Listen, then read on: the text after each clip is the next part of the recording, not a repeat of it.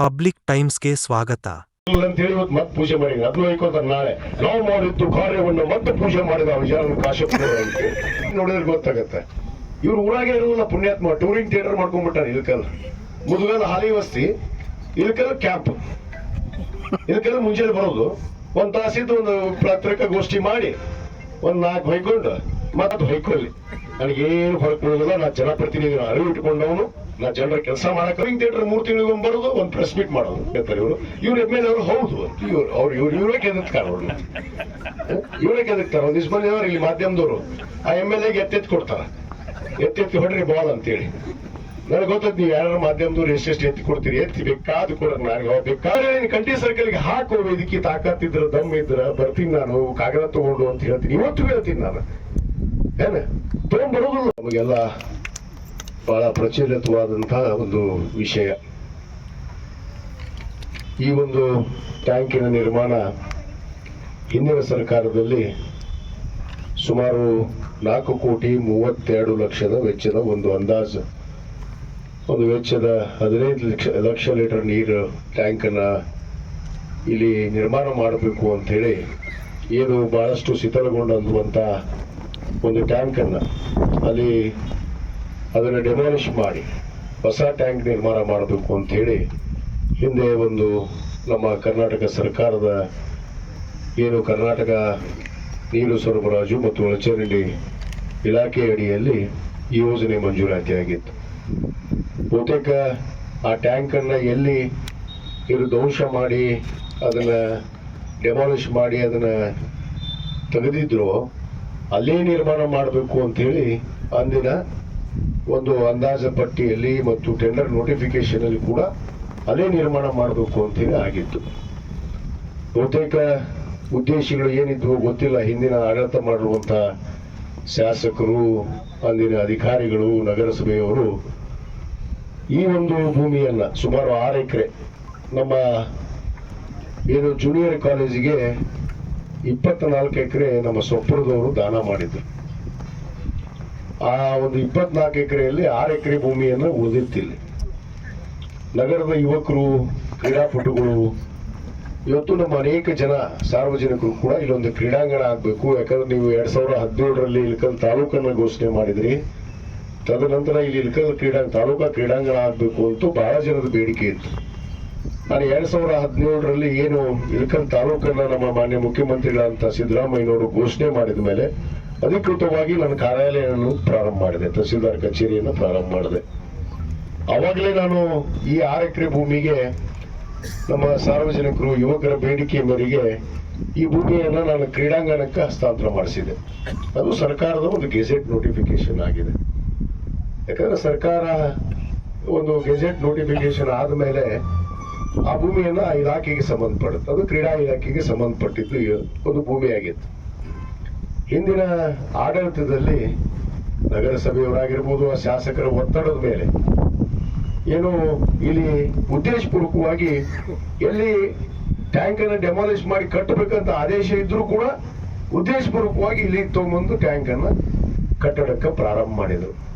ಬಹುತೇಕ ನಾನು ಬಂದ ಮೇಲೆ ಕ್ರೀಡಾ ಇಲಾಖೆಯವರು ಅನೇಕ ನೋಟಿಸ್ ಅನ್ನು ಕೊಟ್ಟಿದ್ರು. ಅವರಿಗೆ ಇಲಾಖೆಯವರಿಗೆ ಸಂಬಂಧಪಟ್ಟ ಇಲಾಖೆ ನಮ್ಮ ಏನು ಆ ಒಂದು ನೋಟಿಸ್ ಅನ್ನು ಕೂಡ ಕೊಟ್ಟಿದ್ರು. ನಮ್ಮ ಜಾಗದಲ್ಲಿ ನೀವು ನಮಗೆ ವಿದೌಟ್ ಪರ್ಮಿಷನ್, ವಿದೌಟ್ ಅನುಮತಿ, ನಮಗೆ ಅನುಮತಿನೇನು ಪಡೆದಿಲ್ಲ, ನೀವು ಟ್ಯಾಂಕ್ ಅನ್ನು ನಿರ್ಮಾಣ ಮಾಡ್ತಾ ಇದ್ದೀರಿ, ನೀವು ನಿಲ್ಲಿಸಬೇಕು ಅಂತ ಹೇಳಿ ಅವರು ಇವ್ರಿಗೆ ಪತ್ರ ಬರೆದು ಕೂಡ ಮತ್ತು ನಮ್ಮ ಜೂನಿಯರ್ ಕಾಲೇಜ್ ಪ್ರಿನ್ಸಿಪಾಲ್ ಹೋಗಿ ಠಾಣೆಯಲ್ಲಿ ಒಂದು FIR ಕೂಡ ದಾಖಲೆ ಮಾಡಿದ್ರು, ದೂರನ್ನು ಕೂಡ ಕೊಟ್ಟಿದ್ರು. ಇಷ್ಟ ಆದಾಗೂ ಕೂಡ ಉದ್ದೇಶಪೂರ್ವಕವಾಗಿ ಇಲ್ಲಿ ಟ್ಯಾಂಕ್ ಅನ್ನು ನಿರ್ಮಾಣ ಮಾಡೋದಕ್ಕೆ ಪ್ರಾರಂಭ ಆಯಿತು. ಬಹುತೇಕ ಒಂದು ಹಂತಕ್ಕೆ ಸುಮಾರು 60-70 ಲಕ್ಷ ರೂಪಾಯಿ ಪಾಪ ನಮ್ಮ BS ಪಾಟೀಲ್ ಗುತ್ತಿಗೆದಾರರು ದುಡ್ಡನ್ನು ಕೂಡ ಹಾಕ್ಬಿಟ್ರು. ಅವ್ರಿಗೇನು ಗೊತ್ತು, ಅವ್ರು ಯಾವ ಇಲಾಖೆಯವರು ಅಧಿಕಾರಿಗಳು ಜಾಗ ತೋರಿಸ್ಯಾರ ಅಲ್ಲಿ ಜಾಗ ಕಳೆದಾಗ ಕಟ್ಟಿಬಿಟ್ರು. ಇದು ಪ್ರಾರಂಭ ಆಗೋಕ್ಕಿಂತ ಮುಂಚಿತವಾಗಿ ಅದನ್ನು ಡೆಮಾಲಿಷ್ ಮಾಡೋದಾಗಿತ್ತು. ಈಗ ಮಾಡೋದೈತಪ್ಪ, ಅದನ್ನು ಡೆಮಾಲಿಷ್ ಮಾಡಿದ್ರೆ ಜನರು ತಿಳ್ಕೊಳ್ಳಿಲ್ಲ. ಇದು ಮಾಡಿದ್ರೆ ಅದೆಲ್ಲ ಬಹಳ ಐತಿ, ಜನರು ತಿಳ್ಕೊಬೇಕಂತ ತಿಳ್ಕೊತಾರೆ. ಶಾಲೆಯವ್ರು ಏನ್ ದೊಡ್ಡರಿಲ್ಲ ಜನ. ಇದನ್ನ ನಿರ್ಮಾಣ ಮಾಡಿ ಅದನ್ನ ಡೆಮಾಲಿಷ್ ಮಾಡ್ಬೇಕಾಗಿತ್ತು. ಇರೋದು ಸತ್ಯ ಐತಿ. ಅದರದ್ದು ಉದ್ದೇಶಪೂರ್ವಕ ತಾರಾತುರಿಯಲ್ಲಿ ಮಾಡಿ ಈ ಕ್ರೀಡಾಂಗಣ ಜಾಗವನ್ನು ಕೆಡಿಸ್ಬೇಕಾಗಿತ್ತು ಅವ್ರಿಗೆ. ಇಷ್ಟೇ ಉದ್ದೇಶ. ಬಹಳ ಸ್ಪಷ್ಟವಾಗಿ ಕಾಣುವಂಥದ್ದು. ಅಂದ್ರೆ ಇಲ್ಲಿ ಇಲಾಖೆಯವರು ಕೂಡ ಈಗಾಗಲೇ ನಮ್ಮ ಗುರುರಾಜ್ ಒಪ್ಕೊಂಡಿದ್ದಾರೆ, ನಮ್ಮ ವೀಣಾ ಸೀತಿಮನಿಯವರು ಕೂಡ ಅವರು ಕ್ಷಮಾಪಣೆ ಪತ್ರವನ್ನು ಕೂಡ ನನಗೆ ಕೊಟ್ಟಿದ್ದಾರೆ. ನಾನು ಇವತ್ತು ನಿಮ್ಗೆ ಕೊಟ್ಟಿದ್ದೀನಿ ಅದನ್ನು. ಅವ್ರು ಕೊಟ್ಟಂತ ಬರೆದಂತ ಪತ್ರ ಇಲ್ಲಿದೆ ನನ್ನ ಹತ್ರ, ಒರಿಜಿನಲ್ ಕಾಪಿ. ಬೇಕಾದ್ರೆ ನೀವು ಇಲಾಖೆಯವ್ರಿಗೆ ಕೇಳಬಹುದು, ಅವರು ಬರೆದು ಕೊಟ್ಟಿದ್ದು ಸರಿ ಇದೋ ಇಲ್ಲೋ ಅಂತ ಹೇಳಿ. ನಾನು ಯಾರಿಗೂ ಒತ್ತಾಯವಾಗಿ ಬರ್ಸ್ಕೊಂಡಿಲ್ಲ. ಅವ್ರಿಗೆ ಹೇಳಿದೆ ನಾನು, ನೀವು ನಿರ್ಮಾಣ ಮಾಡ್ಬೇಕಂದ್ರೆ ನಾನು ಸರ್ಕಾರದಿಂದ ಅನುಮತಿ ಪಡಿಬೇಕು. ಇವರು ಜಿಲ್ಲಾಧಿಕಾರಿಗಳಿಗೆ ಬರೆದ್ರು, ಅನೇಕ ಜಿಲ್ಲಾಧಿಕಾರಿಗಳು ಒಂದು ತಂಡವನ್ನು ಕಳಿಸಿದ್ರು, ಇಲ್ಲಿ ಪರಿಶೀಲನೆ ಮಾಡಿದ್ರು. ಪರಿಶೀಲನೆ ಮಾಡಿದ ಮೇಲೆ ಗೆಜೆಟ್ ಆಗೈತಿ. ಗೆಜೆಟ್ ಅಂದ್ರ ದಡ್ಡನಿಗೆ ಗೊತ್ತಿಲ್ಲ. ಗೆಜೆಟ್ ಕಾಪಿ ಒಂದು ಸರ್ಕಾರದಲ್ಲಿ ಶಾಸಕನಾದ ಮೇಲೆ ಸರ್ಕಾರದ ಒಂದು ನೋಟಿಫಿಕೇಶನ್ ಆದಂತ ಒಂದು ಸಂದರ್ಭದಲ್ಲಿ ಅಲ್ಲಿ ಹೋಗಿ ಅಕ್ರಮವಾಗಿ ಟ್ಯಾಂಕ್ ಅನ್ನು ನಿರ್ಮಾಣ ಮಾಡೋದಕ್ಕೆ ಇವರು ಒತ್ತಾಯ ಮಾಡಿದ್ರು ಅನ್ನೋದಕ್ಕೆ ಬಹಳ ಸ್ಪಷ್ಟವಾಗಿ ಇಲ್ಲಿ ಅವರು ಇಲಾಖೆಯವರು ಹೇಳ್ಕೊಂಡಿದ್ದಾರೆ. ಅದಕ್ಕೆ ನಾನು ಇನ್ನು ಹೆಚ್ಚಿಗೆ ರಾಜಕೀಯ ಮಾಡಬಾರ್ದು ಇದ್ರೊಳಗೆ ಅನ್ನೋದು ಉದ್ದೇಶದಿಂದ ನಾನೇ ಮನವಿ ಮಾಡಿಕೊಂಡೆ ಕ್ರೀಡಾ ಇಲಾಖೆಯವರಿಗೆ, ಜಿಲ್ಲಾಧಿಕಾರಿಗಳಿಗೆ. ಬೇಡ, ನಾನೇ ಅವರಿಗೆ ಇಲ್ಲಿ ನಾವು ಜನರಿಗೆ ಸಮಸ್ಯೆಯನ್ನು ಈಡೇರಿಸೋರು, ನಾವು ನೀವು ಜಗಳಾಡೋದಲ್ಲ, ದ್ವೇಷ ಮಾಡುವಂಥದ್ದಲ್ಲ. ಕನಿಷ್ಠ ಪ್ರಜ್ಞೆ ಇರ್ಬೇಕು ಒಬ್ಬ ಜನಪ್ರತಿನಿಧಿ ಆದಂಥವನಿಗೆ. ಆ ಪ್ರಜ್ಞೆ ಇಲ್ಲಾರ್ದಂಥವ್ರು ಇಲ್ಲಿ ಇದ್ರು ಅನ್ನೋದಕ್ಕೆ ಬಹಳಷ್ಟು ಸ್ಪಷ್ಟವಾದ ನಿರ್ದೇಶನ ಇವತ್ತು ನಮಗೆ ಸಿಕ್ಕಿದೆ. ಅದಕ್ಕೆ ನಾನು ಇನ್ನು ಹೆಚ್ಚಿಗೆ ಇದನ್ನು ಮಾಡಬಾರ್ದು ಅನ್ನೋ ಉದ್ದೇಶದಿಂದ ನಾನು ಕ್ರೀಡಾ ಇಲಾಖೆಯವರಿಗೆ ಮನವಿ ಮಾಡಿಕೊಂಡೆ, ಇಲ್ಲ ಏನಾದ್ರು ಮಾಡಿ ಅನುಮತಿ ಕೊಡ್ರಿ. ಯಾಕಂದ್ರೆ ಇಲ್ಲಿ ಕ್ರೀಡಾಂಗಣ ಆದ್ಮೇಲೆ ಅಲ್ಲಿ ನಾಳೆ ಹೆಲಿಕಾಪ್ಟರ್ ಬರ್ತಾವು, ಅಲ್ಲಿ ಟ್ಯಾಂಕ್ ಅಡೆತಡೆ ಹಾಕ್ಬಾರ್ದು. ಇಲ್ಲಿ ಹೈ ಟೆನ್ಷನ್ ವೈರ್ ಐತೆ ಅಂತ ಭಾಷಣ ಮಾಡ್ತಾರ. ದಡ್ಡಕ್ಕೆ ಗೊತ್ತೈತೆ ನನಗೆ ಹೈ ಟೆನ್ಷನ್ ವೈರ್ ಇದ್ದದ್ದು ನೋಡೇ ನಾನು 2017ರಲ್ಲಿ ಇದನ್ನ ಕ್ರೀಡಾ ಇಲಾಖೆಗೆ ಬಿಡಿಸಿಕೊಡ್ಸೀನಿ. ಆ ಹೈ ಟೆನ್ಷನ್ ವೈರ್ಗೆ ನಮ್ಮ ಸರ್ಕಾರ, ನಮ್ಮ ಸನ್ಮಾನ್ಯ ಏನು ಇಂಧನ ಸಚಿವರಾದಂತ ಸನ್ಮಾನ್ಯ KJ ಜಾರ್ಜ್ ಅವರು ಈಗಾಗಲೇ ಈ ಹೈ ಟೆನ್ಷನ್ ವೈರ್ ಅನ್ನ UG ಕೇಬಲ್ ಅಂದ್ರೆ ಬಹಳ ಎಕ್ಸ್ಪೆನ್ಸಿವ್, ಅದು ಸುಮಾರು 30 ಕೋಟಿ ರೂಪಾಯಿ ಈಗಾಗಲೇ ಅದು ಟೆಂಡರ್ ಆಗತ್ತೆ. ಈ ವಾರದಾಗ 30 ಕೋಟಿ ರೂಪಾಯಿ ಇಂಧನ ಇಲಾಖೆ ಅಂತ ಈ ಹೈ ಟೆನ್ಷನ್ ವೈರ್ ಅನ್ನ ಅಂಡರ್ ಗ್ರೌಂಡ್ ಲೇವ್ ಮಾಡಿ ಅವನ್ನ ಬೇರೆ ಕಡೆ ಅದಕ್ಕೆ ಮುಂದೆ ಆ ವಿದ್ಯುತ್ ಅನ್ನ ಸರಬರಾಜು ಮಾಡೋದಕ್ಕೆ ಸುಲಭವಾಗಿ ಮಾಡೋದಕ್ಕೆ 30 ಕೋಟಿ ರೂಪಾಯಿ ಈಗಾಗಲೇ ಅದಕ್ಕೆ ಸ್ಯಾಂಕ್ಷನ್ ಆಗಿದೆ. ಅದಕ್ಕೆ ಅದನ್ನ ಸ್ಯಾಂಕ್ಷನ್ ಆದ್ಮೇಲೆ ಇದು ಪರವಾನಗಿ ಕೊಡ್ಬೇಕು. ಯಾಕಂದ್ರೆ ನಾನು ಈ ಪರವಾನಗಿ ಕೊಟ್ಟೆ, ಅದೇ ಇಲಾಖೆಯವರು ಕೊಟ್ಟರು, ನಾಳೆ ಏನಾಗತ್ತೆ ಇಲ್ಲಿ ಪರಿಸ್ಥಿತಿ? ಈ ಹೈ ಟೆನ್ಷನ್ ವೈರ್ ಕ್ರೀಡಾಂಗಣ ಹೆಂಗಾಗತ್ತೆ?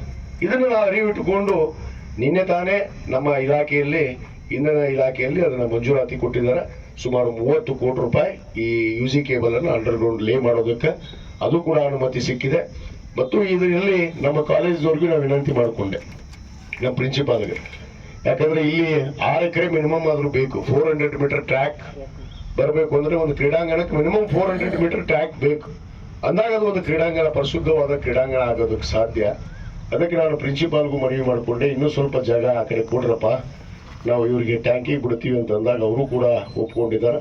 ನಮ್ಮ ಕ್ರೀಡಾ ಇಲಾಖೆಯವರು ಕೂಡ ನಾನು ಮನವಿ ಮಾಡ್ಕೊಂಡಿದ್ದೀನಿ, ಅವರು ಕೂಡ ಒಪ್ಕೊಂಡಿದ್ದಾರೆ. ನಮ್ಮ ಇಲಾಖೆಯವರು ಕೂಡ ಅವ್ರು ಪತ್ರ ಬರೆದಿದ್ದಾರೆ, ಈ ರೀತಿ ಹಿಂದೆ ಅತಾಚುರ ಆಗಿದೆ, ಅದನ್ನು ಸರಿಪಡಿಸ್ಕೊಂಡು ನಮಗೊಂದಿಟ್ಟು ಟ್ಯಾಂಕ್ ಕಟ್ಟೋದಕ್ಕೆ. ಯಾಕಂದ್ರೆ ಈಗಾಗಲೇ ಸರ್ಕಾರದ ದುಡ್ಡು, ಇವರಪ್ಪನ ದಡ್ಡ ನಮ್ಮ ಅಪ್ಪನ ಮನಿದಲ್ಲ, ನನ್ನ ಅಪ್ಪನ ಮನಿದಲ್ಲ, ಏನು ಸರ್ಕಾರದ ದುಡ್ಡು ಹಾಳಾಗ್ಬಾರ್ದು.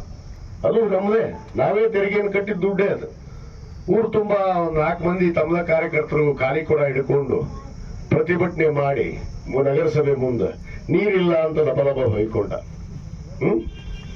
ಕಾನೂನು ಕಾರ್ಯಕರ್ತರು ಕರ್ಕೊಂಡೋಗಿ ಹೊಯ್ಕೊಂಡ. ದೊಡ್ಡ ಪ್ರತಿಭಟನೆ ಮಾಡ್ತೀನಿ ಅಂದ. ಯಾರು ಮಾಡ್ತಾರೆ ಪ್ರತಿಭಟನೆ? ನಮಗ್ ಗೊತ್ತೈತಿ, ನಾವು ಆಡಳಿತ ಮಾಡೋರು, ಜನಪ್ರತಿನಿಧಿಗಳು ಇಸ್ಕೊಂಡವರು, ನಮಗ್ ಖಬರ್ ಐತಿ.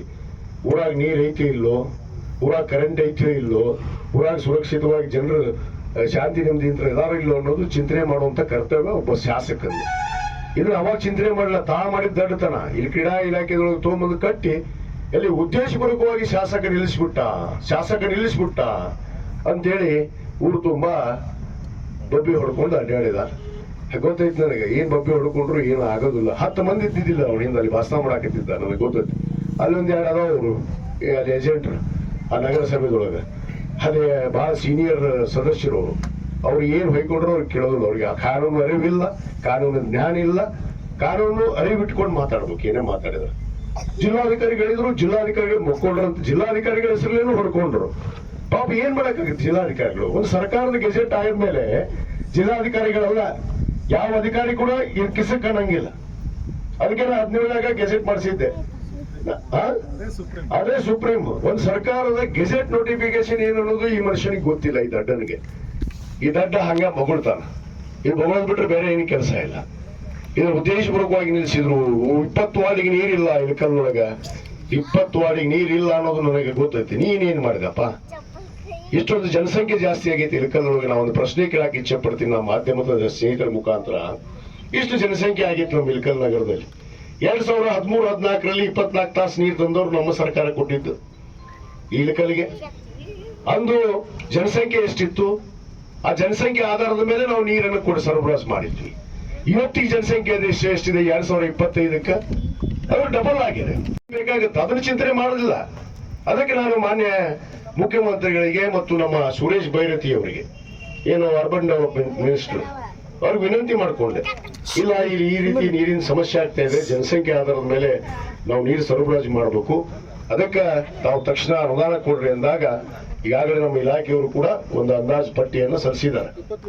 23 ಕೋಟಿ ರೂಪಾಯಿ ಈಗಾಗಲೇ ಅದಕ್ಕೆ ಮಂಜೂರಾತಿಯನ್ನು ಕೊಟ್ಟಿದ್ದಾರೆ. ಹೆಚ್ಚುವರಿ ನೀರು ಕನೆಕ್ಷನ್ ಮತ್ತು ಅಲ್ಲಿ ಮೋಟರ್ ಕೆಪಾಸಿಟಿ ಜಾಸ್ತಿ ಮಾಡಬೇಕು. ಯಾಕಂದ್ರೆ ನೀರು ಜಾಸ್ತಿ ಬರ್ಬೇಕಲ್ಲ, ಬಂದಾಗ ನೀರು ಕೊಡಕ್ ಸಾಧ್ಯ ಮಂದಿಗೆ. ಅದಕ್ಕೆ ಈಗಾಗಲೇ ಅದಕ್ಕೆ 23 ಕೋಟಿ ರೂಪಾಯಿ ಸ್ಯಾಂಕ್ಷನ್ ಕೂಡ ಮಾಡಿಸಿದ್ದೀನಿ. ಇಳಕಲ್ಗೆ ಶಾಶ್ವತವಾಗಿ 24 ತಾಸು ನಾವು ನೀರು ಕೊಟ್ಟೇ ಕೊಡ್ತೀವಿ ಅನ್ನೋ ಒಂದು ಭರವಸೆಯನ್ನು ನಾವು ಕೊಡ್ತೀವಿ. 24/7. ಇಡೀ ರಾಜ್ಯದಲ್ಲೇ ಮೊದಲನೇ ಯೋಜನೆ ಇಳಕಲ್, ಯಾವ ನಗರಕ್ಕೂ ಕೂಡ ಆಗಿದ್ದಿಲ್ಲ. ಇಡೀ ರಾಜ್ಯದಲ್ಲೇ 24 ತಾಸು ಎಲ್ಲರಾಗಿದ್ರೆ ಅದು ಇಳಕಲ್ ಒಂದೇ ಆಗಿತ್ತು. ನಮ್ಮ ಹಿಂದೆ 2013 ಈಗ ಬಹಳಷ್ಟು ನಗರಕ್ಕೆ ಆಗ್ಯಾವ. ಇವ್ರಿಗೆ ಅದಕ್ಕೆ ಬರಲ್ಲ, ನೀರ್ ಹೆಂಗ್ ಕೊಡ್ಬೇಕು, ಏನ್ ಮಾಡಿದ್ರು, ಯಾರು ತಂದ್ರು ಅನ್ನೋದು ಗೊತ್ತಿಲ್ಲ. ಈ ಮನುಷ್ಯ ಏನು ಮಾಡಿದವನೇ ಅಲ್ಲ, ಸುಮ್ಮನೆ ಅಭಿವೃದ್ಧಿ ಏನ್ ಮಾಡ್ತಾ ಇದಾರೆ, ಶೂನ್ಯ ಅಂತಾರ. ಇವತ್ತು ಇಳಕಲ್ಲಲ್ಲಿ ಎಷ್ಟು ಕೆಲಸ ನಡೆದಿಲ್ಲ? ನಗರೋತ್ಥಾನ 4ನೇ ಹಂತದ ಎಲ್ಲಾ ರಸ್ತೆಗಳು ನಡೆದಾವ್, ಚರಂಡಿಗಳು ನಡೆದಾವ್, ಕೆರೆ ನಿರ್ಮಾಣ ಆಗ್ತಾ ಇದೆ, ಬ್ರಿಡ್ಜ್ ನಿರ್ಮಾಣ ಆಗ್ತಾ ಇದೆ. ಏನೇನು ಅಭಿವೃದ್ಧಿ ಕೆಲಸಗಳು ಇವತ್ತು ನಡೀತಾ ಇದಾವೆ ಅನ್ನೋದನ್ನ ಒಂದ್ಸರಿ ಅಡ್ಡಾಡಿ ನೋಡಿದ್ರೆ ಗೊತ್ತಾಗತ್ತೆ.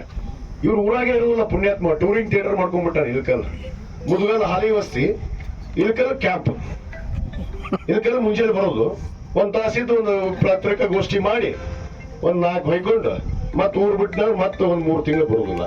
ಈ ಪುಣ್ಯಾತ್ಮ ಇವ್ರ ಮಗನ ಓಡೋಕ್ಕನ, ಇವನು ಓಡೋಕ್ಕನ. ಇವ್ರು ಓಡಿಸ್ದಲ್ಲ ಮುದುಗಲ್ಲ, ಲೆಕ್ಕ ಹೇಳ ಇಲ್ಲೇಕಿರ್ತಾರ ಅವ್ರು. ಅದಕ್ಕೆ ಊರಾಗಿದ್ರೆ ಕಷ್ಟ ಗೊತ್ತಾಕೋ ಮಂದಿ ಏನೈತಿ, ಊರಾಗ ಸಮಸ್ಯೆ ಐತಿ, ಜನರು ಏನ್ ಹೇಳ್ತಾರ, ಏನ್ ಕೇಳ್ತಾರ ಅನ್ನೋದು ಊರಾಗಿದ್ರೆ ನಿಮ್ ಮಂದಿ ಬಂದು ಹೇಳ್ತಾರ. ಮಂದಿ ಇರೋದೇ ಇಲ್ಲ ಊರಾಗ ಪುಣ್ಯಾತ್ಮ. ಮತ್ತು ಟೂರಿಂಗ್ ಥಿಯೇಟರ್ 3 ತಿಂಗಳಿಗೊಮ್ಮೆ ಬರೋದು, ಒಂದು ಪ್ರೆಸ್ ಮೀಟ್ ಮಾಡೋದು, ಕರೆಯೋದು. ಇವರು ಮಾಧ್ಯಮದವ್ರು ಒಂದು 4 ಪ್ರಶ್ನೆ ಕೇಳ್ತಾರೆ. ಅವರು MLA ಅವ್ರು ಹೀಗಿದ್ರು ಅಂತ ಕೇಳ್ತಾರೆ. ಇವ್ರು MLA ಅವರು ಹೌದು ಅಂತ ಇವರೇ ಕೆದಕ್ತಾರ. ಇವರೇ ಕೆದಕ್ತಾರ. ಒಂದಿಷ್ಟು ಮಂದಿ ಅವರು ಇಲ್ಲಿ ಮಾಧ್ಯಮದವರು ಆ MLAಗೆ ಎತ್ತೆತ್ತಿ ಕೊಡ್ತಾರ, ಎತ್ತೆತ್ತಿ ಹೊಡ್ರಿ ಬಾಲ್ ಅಂತೇಳಿ. ನನಗೆ ಗೊತ್ತೈತಿ ನೀವು ಯಾರು ಮಾಧ್ಯಮದವ್ರು ಎಷ್ಟೆಷ್ಟು ಎತ್ತಿ ಕೊಡ್ತೀರಿ. ಎತ್ತಿ ಬೇಕಾದ ಕೊಡ, ನನಗೆ ಬೇಕಾದ ಹೊಯ್ಕೊಳ್ಳಿ, ನನಗೇನು ಹೊರಕೊಳ್ಳೋದಿಲ್ಲ. ನಾ ಜನಪ್ರತಿನಿಧಿ ಅರಿವು ಇಟ್ಕೊಂಡವನು, ನಾ ಜನರ ಕೆಲಸ ಮಾಡಕ್ಕೆ ಬಂದೀನಿ, ಜನರ ಕೆಲಸನ ಮಾಡಿ ಹೋಗ್ತೀನಿ ಅನ್ನೋ ಮಾತನ್ನು ಹೇಳಕ್ಕೆ ಇಷ್ಟಪಡ್ತೀನಿ. ಇವತ್ತು ಅದು ಅವ್ರ ಮುಹೂರ್ತ ಸರಿ ಇರಲಿಲ್ಲ ಅಂತ ಹೇಳಿ ಇವತ್ತು ಮತ್ತೆ ಪೂಜೆ ಮಾಡಿ ಅದನ್ನು ಹೊಯ್ಕೊಳ್ತಾರೆ. ನಾಳೆ ನಾವು ಮಾಡಿದ್ದು ಕಾರ್ಯವನ್ನು ಮತ್ತೆ ಪೂಜೆ ಮಾಡಿದ ವಿಜಯ ಕಾಶ್ಯಪ್ ಅಂತೇಳಿ. ನಾನು ಪೂಜೆ ಮಾಡಾಕತ್ತಿಲ್ಲಪ್ಪ, ಮುಹೂರ್ತ ಚಲೋ ನೋಡಿ ಈ ಮುಹೂರ್ತಾಗ ನೀನು ಮುಂದೆ ಟ್ಯಾಂಕ್ ನಿಂದಿರಬಾರ್ದು, ಅದು ಮುಗಿಲಿ ಅಂತ ಹೇಳಿ 5 ತಿಂಗಳದೊಳಗೆ ಗುರುರಾಜಿನ ಹೇಳ್ಯಾರ. 5 ತಿಂಗಳದೊಳಗೆ ಮುಗಿಸ್ತೀನಿ ಅಂತ ಹೇಳ್ಯಾರ. 5 ತಿಂಗಳದೊಳಗೆ ಮುಗಿಸಿ ಇಳಕಲ್ ಪಾಪ ನಮ್ಮ ನೇಕಾರರಿಗೆ, ಬಡ ಕೂಲಿ ಕಾರ್ಮಿಕರಿಗೆ 24 ತಾಸು ನೀರು ಕೊಡೋದು. ಇದು ನಾವು ಸರ್ಕಾರ, ನಮ್ಮ ಸರ್ಕಾರ ಯೋಜನೆ ಮಾಡಿದ್ದು, ಇವನ್ ಸರ್ಕಾರ ಅಲ್ಲ. ಇವಾಗ ಸುಮ್ಮನೆ ಶೂನ್ಯ ಅಭಿವೃದ್ಧಿ. ಇವಾಗ 100 ಸರಿ ಕಂಟಿ ಸರ್ಕಲ್ಗೆ ಹಾಕೋ, ಇದಕ್ಕೆ ತಾಕತ್ತಿದ್ರ ದಮ್ ಇದ್ರ ಬರ್ತೀನಿ ನಾನು, ಕಾಗದ ತಗೊಂಡು ಅಂತ ಹೇಳ್ತೀನಿ. ಇವತ್ತು ಹೇಳ್ತೀನಿ ನಾನು, ಏನ ತಗೊಂಡ್ಬರೋದಿಲ್ಲ ಅವರು. ಅವ್ರ ಕಡೆ ಇದ್ರಲ್ಲ ದಾಖಲೆ, ಒಂದರ ದಾಖಲೆ ತೋರಿಸನ್ನು ನಾನು ಕೊಡ್ತೀನಿ. ಸರ್ಕಾರದ ಆದೇಶ ಕೊಡ್ತೀನಿ ನಾನು, ಯಾವಾಗ ಮಂಜೂರಾತಿ ಆಯ್ತು, ಯಾವಾಗ ಯೋಜನೆ ಪ್ರಾರಂಭ ಆಯ್ತು, ಯಾರು ಸರ್ಕಾರ ದುಡ್ಡು ಕೊಡ್ತನ್ನೋದು ಮುಖ್ಯ. ನಾಯಿತ್ತೋಗೈತಿ ನಾವು ಏನೂ ಮಾಡಿಲ್ಲ ಅಂತ, ಇಳಕಲ್ದಾಗ ಏನೂ ಮಾಡಕತ್ತಿಲ್ಲ ಅಂತ. ಈಗ ಪಾಪ ಹಕ್ಪತ್ರ ನಿಲ್ಲಿಸಿದ್ದ, 1500 ಹಕ್ಪತ್ರ ಬಡವ್ರದು ಪುಣ್ಯಾತ್ಮ. ಆ ಹಕ್ಪತ್ರ ಕೊಟ್ಟು ಈಗ 1000 ಮನಿ ಸ್ಯಾಂಕ್ಷನ್ ಮಾಡೀನಿ, ಮನಿ ಕಟ್ಟಾಕತ್ತೀವಿ. ಗರಮಗನ ಹೋಗಿ ನೋಡ್ಕೊಂಬ, ಮನಿ ನಿಲ್ಸಿದ್ ಕಟ್ಟಾಕತ್ತೀವಿ ಎಲ್ಲ ಅಂತ. ಇದು ಅಭಿವೃದ್ಧಿ ಕೆಲಸ ಅಂತಾರ, ಇದು ಬಡವರ ಕೆಲಸ ಅಂತಾರ, ಇದು ಜನಪ್ರತಿನಿಧಿ ಕರ್ತವ್ಯ ಅಂತಾರ. ಸುಮ್ಮನೆ ಬಾಯಿ ಬೊಗಳಿದ ಅಸ ಮಾತಾಡುವುದಲ್ಲ. ಅವ್ನು 4 ಮಂದಿ ಅವ್ರು ಸತ್ತು ಹೆಣ ಕುಣಿಸಿಕೊಂಡಿರ್ತಾನ ಮಕ್ಕಳ. ಅವ್ ಎಂದು ಸಾಯ್ತು ಗೊತ್ತಿಲ್ಲ, ಇವತ್ತು ಸಾಯ್ತು, ಅವ್ರು ನಾಳೆ ಸಾಯ್ತು. ಅವ್ನು 4 ಹೆಣ ಕೂತಿರ್ತಾವ, ಹೆಣದ ಜೊತೆ ಇವ್ ಮಾತಾಡ್ತಾರ. ಇವ ಮಾತಾಡ ಹೆಣದ ಜೊತೆ ಮಾತಾಡಿ ಇವ ಮಾತಾಡ ಓಡೋಕ್ಕಣ 3 ತಿಂಗಳ. ಇದು ಆಗೈತಿ ಇಳಕಲ್ ಪರಿಸ್ಥಿತಿ. ಅದಕ್ಕೆ ನಾನು ಇಳಕಲ್ ಜನತೆಗೆ ನಾನು ವಚನ ಕೊಟ್ಟಿದ್ದೀನಿ, ಇಳಕಲ್ ನಗರವನ್ನು ಒಂದು ಸುಂದರ ನಗರ. ಈ ಸಾರಿ ನಾನು ಇನ್ನೂ 3 ವರ್ಷ ಅವಧಿ ಐತಿ, ನಾ ಮಾಡಿ ತೋರಿಸ್ತಿಲ್ಲ ಅಂದ್ರೆ ಆಮೇಲೆ ಹೇಳಕತ್ತಿದ್ದೆ. ಸುಮ್ಮನೆ ಬಾಯಿ ಬೊಗಳೋದಲ್ಲ, ಬೊಗಳದಂಗೆ ನಡಿಬೇಕು. ಅದು ನಾವು ಬಸವಣ್ಣನ ನಾಡಿನಲ್ಲಿ ಜನಿಸ್ತಂಥವ್ರು. ಅದಕ್ಕೆ ಇನ್ನು ಹೆಚ್ಚಿಗೆ ಸಮಯ ತೆಗೆದುಕೊಳ್ಳೋದಿಲ್ಲ. ಈ ಕಾಮಗಾರಿ 5 ತಿಂಗಳಲ್ಲಿ ಮುಗಿತೈತಿ. ಟ್ಯಾಂಕ್ ಕಟ್ಟಕ್ಕೆ ಈಗಾಗಲೇ ನಾವು ಇಲಾಖೆಯವರಿಗೆ ಮನವಿ ಮಾಡಿಕೊಂಡು ಪರವಾನಗಿ ಕೊಡಿಸಿದ್ವಿ. ಇನ್ನು ಆ ಟ್ಯಾಂಕ್ ಆಗತ್ತೆ. ಮತ್ತು ನೀರಿನ ಕೆಲಸ ಏನಿವತ್ತು ನೀರು ಸರಬರಾಜು ಸರಿಯಾಗಿ ಆಗ್ತಾ ಇಲ್ಲ. ಬ್ಯಾಸಿಗೆ ಗೊತ್ತೈತಿ ನಿಮಗೆ, ಪರಿಸ್ಥಿತಿನ ಅರ್ಥ ಮಾಡ್ಕೊಂಡು ಮಾತಾಡ್ಬೇಕು. ನಾವೇನು ಜನಪ್ರತಿನಿಧಿಗಳ ಉದ್ದೇಶಪೂರ್ವಕವಾಗಿ ನೀರು ಬಿಡಬಾರ್ದು ಅಂತ ಹೇಳ್ತೀವಿ ಇಲಾಖೆ ಅಧಿಕಾರಿಗಳಿಗೆ. ಜನರಿಗೆ ನೀರು ಬಿಡಬಾರ್ದು ಅಂತ ಅಂದ್ರೆ ಹೇಳ್ತೀವಿ, ನೀರು ಬಿಡಬಾರ್ದು ಅಂತ ಹೇಳಕ್ಕಾಯ್ತೇನಮ್ಮ? ಹೇಳಕ್ಕಾಗತ್ತಾ? ನೀರಿಲ್ಲ, ನೀರು ಬಿಡಿಸಿಲ್ಲ ಅಂತ ಉದ್ದೇಶಪೂರ್ವಕವಾಗಿ ನಮಗೆ ಪಾಪ ನಮ್ಮ ಇಲಾಖೆಯವರು, ನಗರಸಭೆಯವರು, ಎಲ್ಲರೂ, ನಮ್ಮ ಅಧ್ಯಕ್ಷರು ಎಲ್ಲರೂ ಅಲ್ಲಿ ಡ್ಯಾಮಿಗೆ ಹೋಗಿ, ಆಲ್ಮಟ್ಟಿ ಡ್ಯಾಮಿಗೆ ಹೋಗಿ ನೀರು ಬಿಡಿಸುವಂತ ಕೆಲಸ ಮಾಡ್ಯಾರ. ಆಮೇಲೆ ಕರೆಂಟ್ ತೊಂದರೆ ಐತಿ.